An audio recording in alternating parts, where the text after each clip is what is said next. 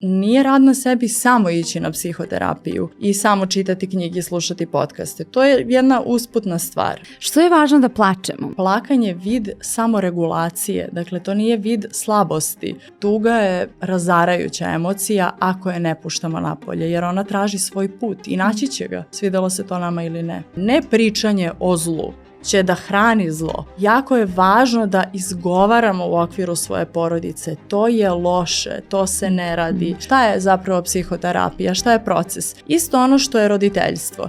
Dakle, korak broj 1, stabilizacija. Dete je palo, udarilo se, šta radim prvo kao roditelj? Odmah, dakle, idemo u stabilizaciju.